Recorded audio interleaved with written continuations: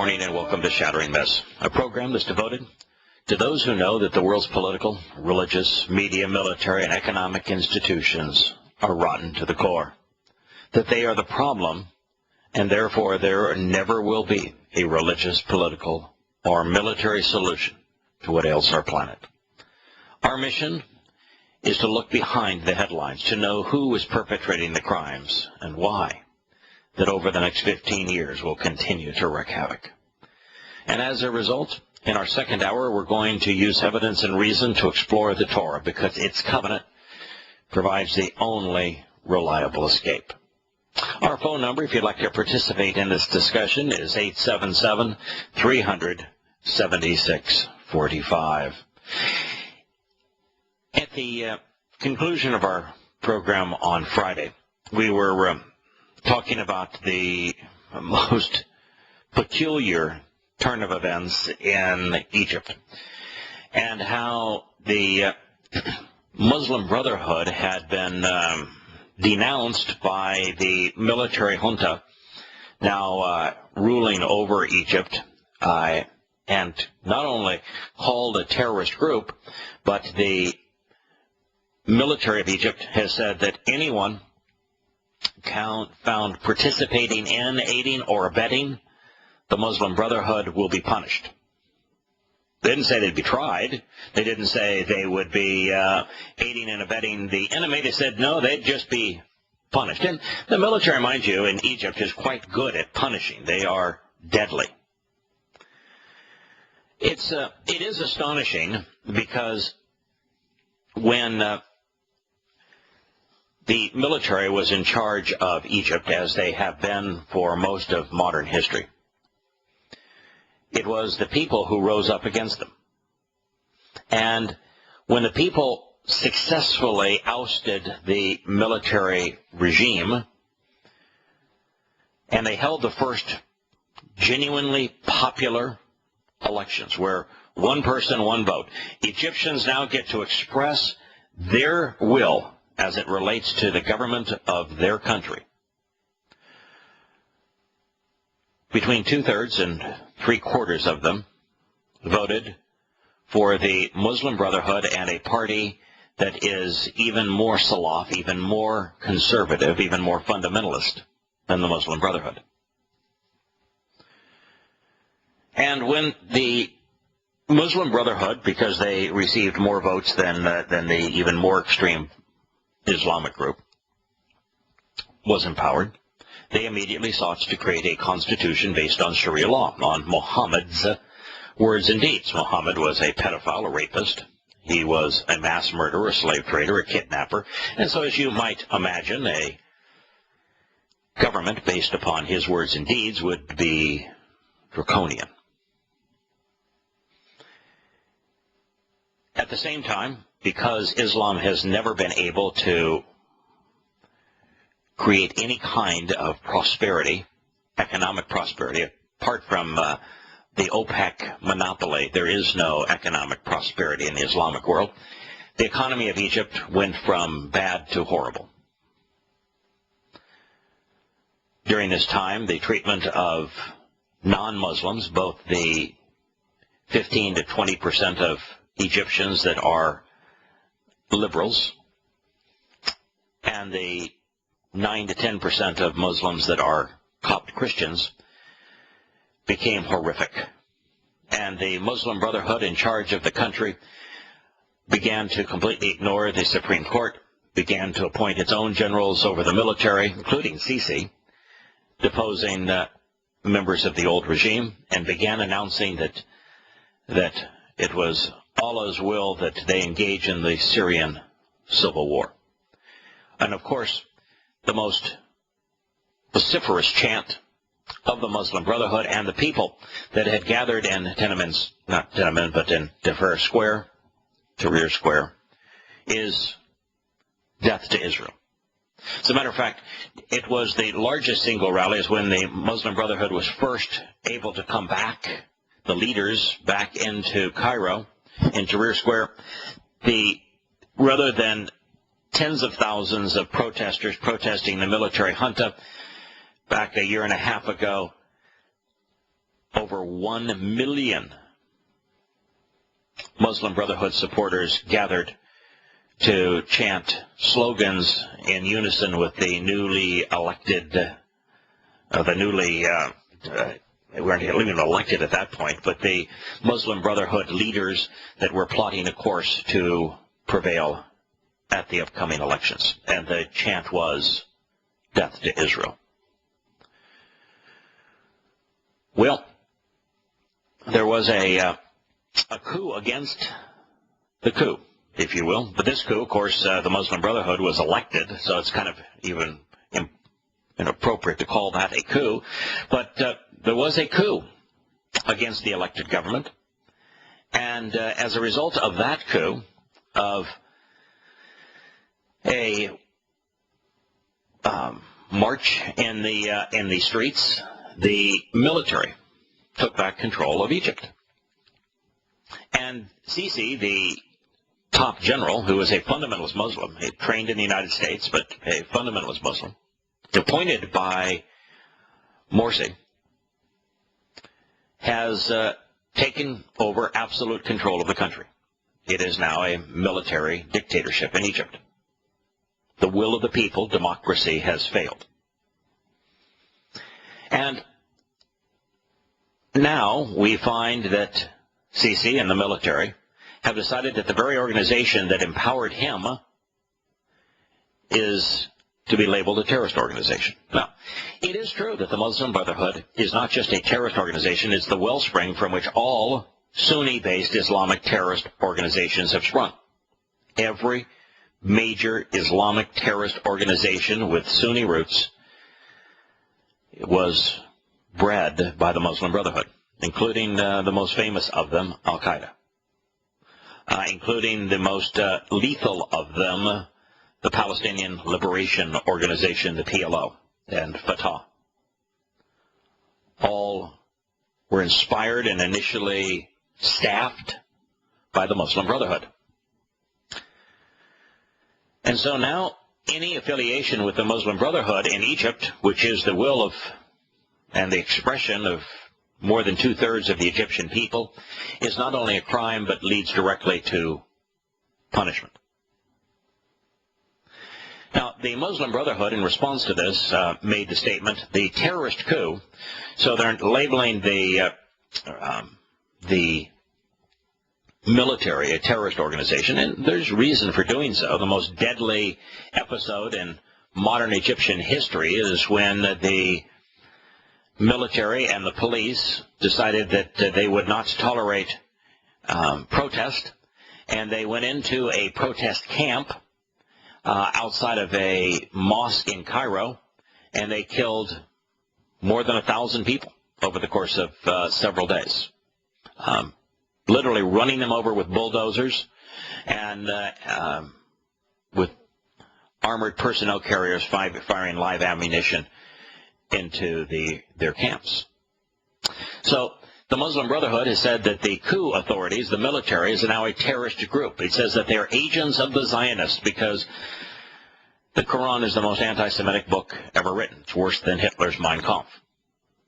And so from a Islamic perspective, if you're a fundamentalist Muslim, you view that everything that is bad in the world is the responsibility of the Zionists, including Egypt's military. And Egypt's military, of course, is, rather than being pro-Zionist, it exists primarily as a menace to Israel. Its primary enemy it trains against is Israel. And so to say that the Egyptian military is an agent of the Zionist is to be so messed up mentally that you not only are ignorant and irrational, you actually believe the opposite of what is true. In Cairo, police began to push back members of the Muslim Brotherhood who are trying to reassert their influence in the country. And in the process, many Egyptians continue to die. Tamarud, the grassroots political faction that was responsible for organizing the petition campaign that led to the overthrow of President Mohamed Morsi in July, after Tamarud, of course, had lost the elections in a landslide, they decided, well, we'll just initiate a petition campaign, and Sisi and the military wanted to be back in power, and so they seized on the opportunity, and they established themselves as the governing party, having arrested Morsi. They said on their official website, the government's decision denouncing the Brotherhood group as a terrorist organization was a good step, and it came late, but better late than never. So this is a political group that is wholly opposed to the will of the people. The will of the people is to have the Muslim Brotherhood govern the country by a 2/3 margin, by a much greater margin than anything we've seen in popular elections anywhere in the West.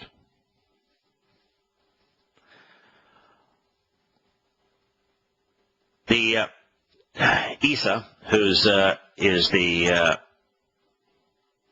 head of that organization, made this announcement in spite of the fact that on the same day, Ansar Jerusalem, which is an Islamic group that claims to be friends of the Muslims in Jerusalem, also a jihadist group that was responsible for the bloodshed that has swept across Egypt's Sinai Peninsula now that it has become really nothing more than base camp for literally hundreds of different Islamic terrorist groups.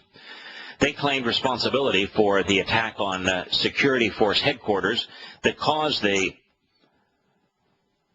military to denounce the Muslim Brotherhood. The whole impetus for this most recent announcement was the attack on the security forces headquarters, blamed on the Muslim Brotherhood, and yet it was another Islamic group, Ansar Jerusalem, who perpetrated it. On Sunday, Ansar Jerusalem issued an online statement calling on army and police members to quit.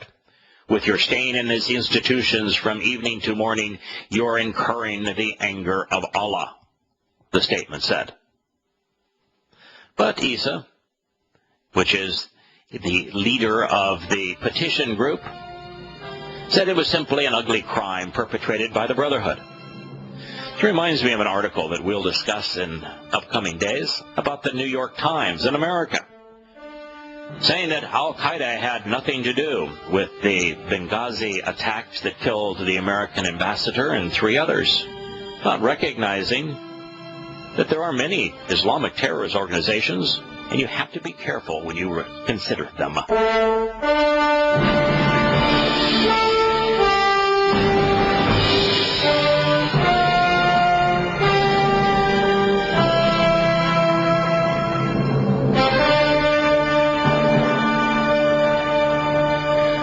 In Egypt, 16 people were killed. Early morning twin bombings, of course, suicide bombings. 130 more Egyptians were wounded. More than 40 people remained hospitalized.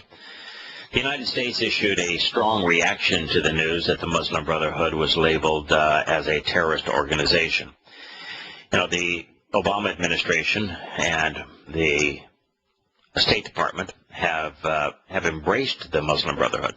They embraced them long before they came to power. This is a quote from America. We think it is essential for Egypt to have an inclusive political process. It is the best means of restoring stability that the Egyptian people want, and that it is necessary to the country's economic recovery, says Jen Psaki, a spokeswoman for the United States State Department. There needs to be dialogue and political participation across the political spectrum. Of course, it is utterly absurd. It was the Muslim Brotherhood that took what was a dysfunctional Islamic dictatorship and completely bankrupt the country. If it wasn't for large donations in the billions of dollars, not loans, just outright gifts from Saudi Arabia and Qatar and other countries during the time of the Muslim Brotherhood, Egypt would be no more. So to reach out to the Muslim Brotherhood is not the path to economic recovery, but to economic ruin. It's obvious. I mean, anyone who studied the period of time that they were in power knows that. Jen. And of course, there can be no inclusive political process when the two sides are military junta and Islamic fundamentalists. Jen, are you that ignorant?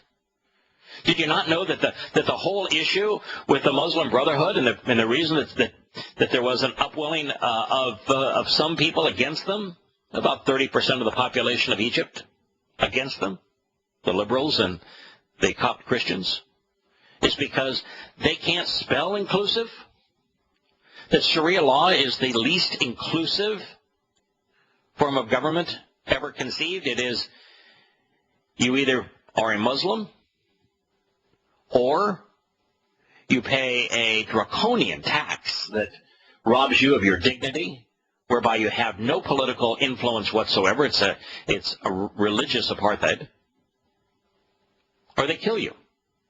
And even if you are willing to sacrifice your freedoms and your wealth to live as a non-Muslim in a Sharia-dominated culture, you're going to be abused and terrorized and treated far worse than anyone would consider treating an animal. Inclusive political process. When the two opposing sides are a fundamentalist religious organization and a military junta. What in the world is wrong with us? Does the American State Department live in La La Land? In a place of make-believe? In a place where news and information never filter in? She repeated the United States condemnations of the bombings, noting that the Muslim Brotherhood denounced the bombing and answered Jerusalem in Arabic called Ansar Bayat al-Maqdis had taken credit for the attack. Yes, the bombings that prompted this weren't even perpetrated by the Muslim Brotherhood, but by another Islamic group. And that gets to the core of the problem in the West. In the United States and in Europe, everyone is focused on what is essentially a defunct organization, al-Qaeda, and wants to blame everything on al-Qaeda. The Republicans in Washington want to blame the Benghazi attack on al-Qaeda and the stupidity of doing that. Because al-Qaeda does not have a significant presence in Libya. Almost none. They're defunct. And that's the one thing we learned when American troops raided Osama bin Laden's home and killed him and confiscated his notes and computer files. That he was orchestrating absolutely nothing.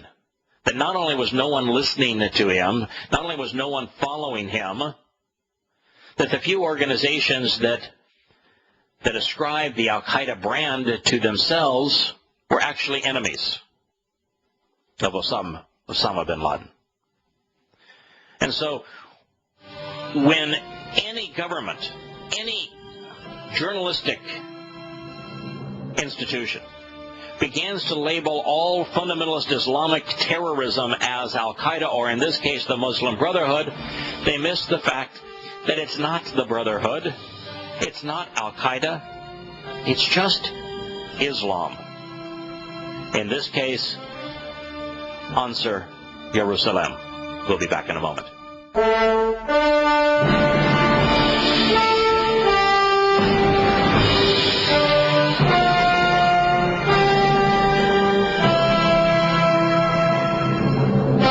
Welcome back to Shattering Myths. I'm sure that most of you know that a second bomb ripped through Russia, this time in Volgograd, this one today.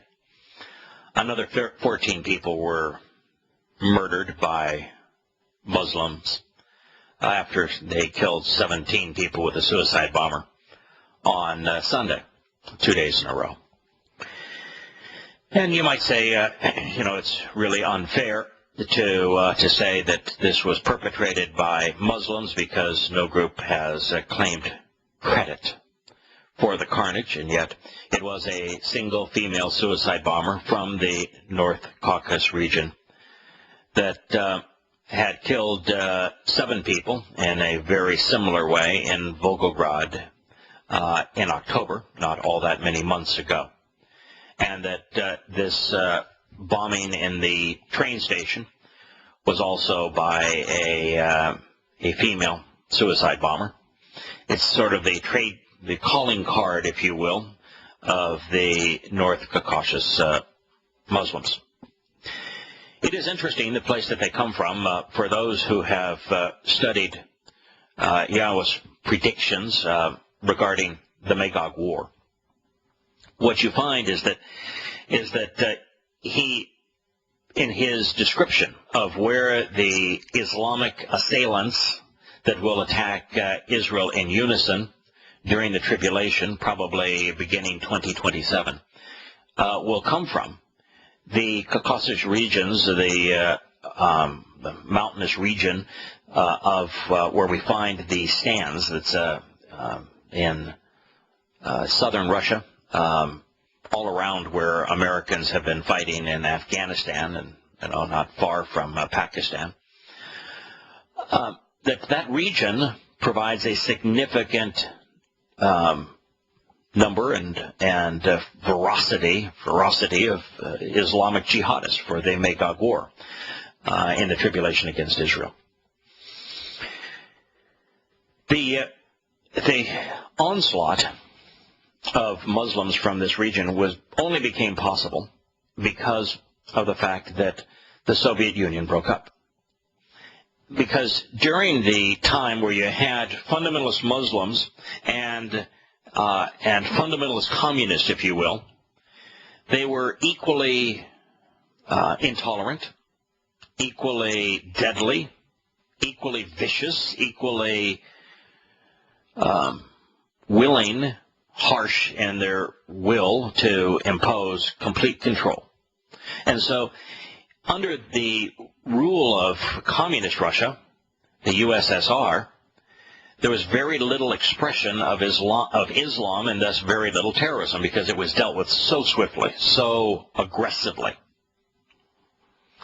But when the Soviet Union broke up and most of the stands, the southern region, became independent countries and independent Islamic countries, Russia held on to 2 of them, Dagestan and Kakistan, and what they chose to do in the Chechen areas was to keep them because they needed them because of the oil and gas reserves in the Caspian Sea.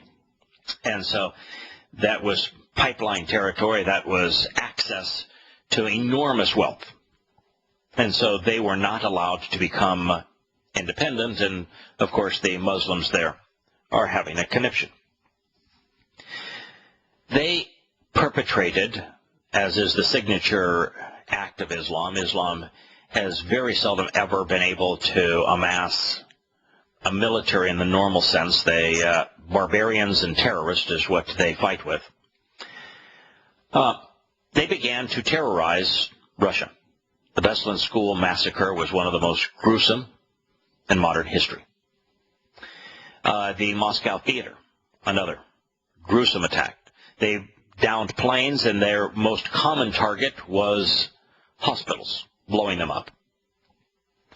And so, as bad as this all became, and recognizing that Russia was trying to hold on to the region because of the wealth in the Caspian Sea, which Russia and China are in allegiance with Iran to plunder for their benefits. The Russians went to the Iranians and said, we'll befriend you and try to insulate you from the West precluding your completion of your nuclear technology for making a bomb. We'll do that for you. What you do for us is you stop funding, aiding, and abetting the Chechen, the North Caucasus Muslims. And you went from a period of time where Russia was the most common and ruthless victim of Islamic terrorism to where there were very few attacks. And Putin, because of his success in diminishing the number of attacks by the Muslims in the Caucasus region, became even more popular. And now, as the world is now only a month or so away from the Winter Olympics in Sochi, Russia, along the Black Sea, of course, it's a region extremely close to these Muslims, and they are doing everything they can to be Muslims, perpetrating acts of terrorism, mass murder, indiscriminate targets. That's what they do. It's a horrid situation, but it is a robust expression of Islam. Now, I'm like many Americans. I watched the blasts on TV when the Islamic suicide bomber walked into the train depot because it was caught on camera, blew herself up and killed 17 people, mutilating 50. And at that moment, my disgust for Islam grew. If yours didn't, I'm sorry for you. But so long as Islam exists, there will never be peace. The bodies of children will be mutilated. Mothers and fathers will be murdered. It is a horrible religion that motivates horrible acts. Speaking of a horrible religion, there was more news out of Egypt. This time, Al Jazeera has its journalist, let's put that in quotes, in custody. You see, Al Jazeera is effectively the propaganda arm of Qatar. Qatar is the gun-running arm of fundamentalist Islam today. The jihadist revolt in Libya that ousted Muammar Gaddafi was armed and abetted by the Qataris. It's their media outlet that fanned the flames, and it was their weapons that equipped the rebels. Well, now they are in Egypt. And you see, in Egypt, they were the primary sponsor of the Muslim Brotherhood. They're the primary sponsor of weapons for Islamic terrorists in Egypt, and they are the primary supplier of propaganda on behalf of the Muslim Brotherhood, and they were the largest contributor to the Muslim Brotherhood's coffers before, during, and after the campaigns that swept them into power. They were broadcasting an interview with Muslim Brotherhood leaders, and that is now illegal in Egypt. And so Al Jazeera's representatives have been imprisoned. Quote, state security received information that a member of the Brotherhood used 2 sites in a Cairo hotel to hold meetings with other members of the organization and turned the suites into a press center. The juntas, which would be the military command in Egypt, said. They have made live broadcasts of news that harms homeland security, spreading rumors and false news to Qatar's Al Jazeera channel without permits. Yes, now to broadcast any information in Egypt that isn't sponsored by the military junta is false news. It is news without a permit. It is spreading rumors. It is news that harms homeland security. How long do you think it will be before you'll need a permit to convey news in Europe and the United States? How long will it be before the NSA claims that what folks like I say on programs like this is news that and broadcasts that harms homeland security, spreading rumors and false reports, information without permits? It's what institutions like socialist secular humanists and Muslims, and indeed when they were empowered, Roman Catholics do. They say that if you aren't communicating their message, you're a heretic. You are harmful. You are opposed to society. That what you say is untrue. And that you have to be imprisoned. It's what's happening now in Egypt. It's what happened throughout Europe for a better part of 1,000 years under the rule of Roman Catholics. It's what happens in every Islamic country today. A member of the Brotherhood and an Australian journalist who worked for Al Jazeera were arrested and their equipment was seized, including the broadcast transmitters, the Interior Ministry said. Al Jazeera said that the journalists from its English news channel had been arrested, a correspondent, a producer, and a cameraman. Then this. Qatar was a strong financial backer of the Brotherhood's rule. I think Qatar was the largest financial backer, but between Qatar and Saudi Arabia, and of course the United States, those were the three biggest. Its relationship with Cairo has deteriorated in recent months as it vehemently opposes the army's overthrow of Morsi and the crackdown with his movement that has followed. Since Morsi's ouster, Egypt has faced some of its worst violence in decades. This is interesting, of course, and this is very much like what we reported on in the horrible news that has emerged from much of the world, whereby, for example, in the Central African Republic, the government foolishly decided to form treaties with the fundamentalist Muslims. And then when those treaties were used against them and they were ousted for power, I say that those who formed the treaties have blood on their hands. Well, the same now is true here in Egypt. We'll return to that thought when Shattering Myths continues in a moment.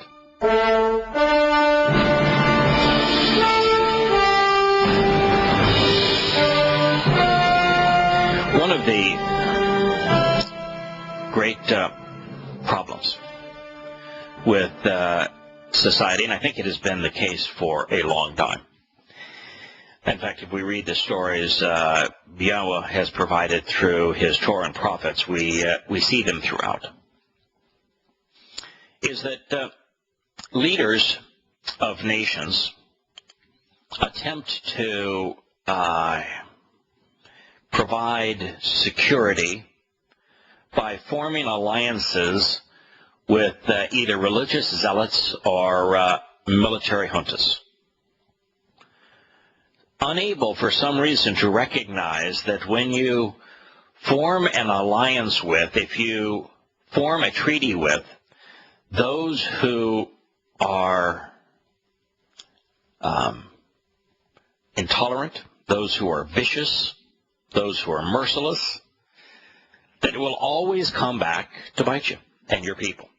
You know, we saw that in the Central African Republic, where the elected government formed a treaty with the 15% Muslims who were terrorizing communities and tried to negotiate with them. And what happened? The country became a terrorist state where almost 1 million people have been forced from their homes and thousands upon thousands have been murdered, tens of thousands have been raped. The Christian communities have been looted and razed to the ground. In Islam in particular, Muslims forming treaties with non-Muslims for the sole purpose of making the non-Muslims easier prey is commonplace. All you have to do to understand this, you don't need an NSA, you don't need to spy on everyone, just read the 9th surah of the Quran. Explains it beautifully, particularly if you have read the Hadith and you can set the Quran into the context of Muhammad's life. But, you know, the Central African Republic was just the most recent example of this. In the case of Egypt, you have the Copt Christian leader, their new pope, standing beside and endorsing the military junta that throughout the Muslim Brotherhood, as if the enemy of my enemy is my friend. And yet what happened? 70 of their largest cathedrals have been burned to the ground. More Christians have died following that act than before it. And not once has the military of Egypt come to the aid of the Copts, who were in large part responsible for empowering them to throw out Morsi. You look what happened when Neville Chamberlain decided to appease the Nazis and give them the high ground of Czechoslovakia. It brought on a world war. You look at what happened when George Bush tried to appease the Muslims and give them Gaza, and the rise of terrorism that followed. You look at Barack Obama in his speeches in Cairo, appeasing Muslims, and it inspired a wrath of violence unlike any that we have seen in centuries across the entire Islamic world.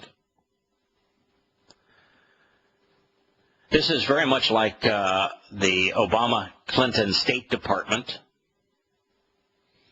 as it cited and aided and abetted not only the Muslim Brotherhood in Egypt and wrought that havoc on the country, but also the jihadists in Libya. And it has sought to aid and benefit the fundamentalist jihadists in Syria. When leaders form treaties and negotiate with religious zealots and military juntas, it will always come back to bite them.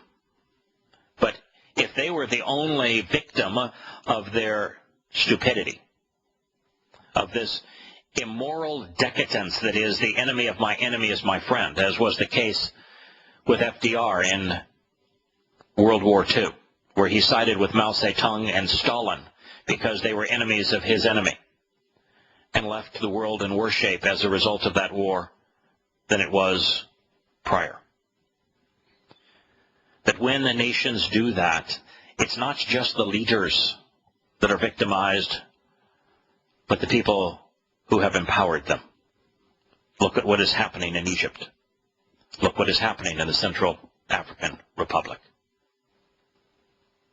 Since Morsi's ouster, Egypt has faced its worst violence in decades, which the government has blamed on the Islamic militants, and yet it has been the military that has been the most savage. The military, of course, accused the Muslim Brotherhood of being a terrorist group and has arrested thousands of its members, including Morsi, has robbed them, has tortured them. And so who really is the terrorist organization? Or are they both?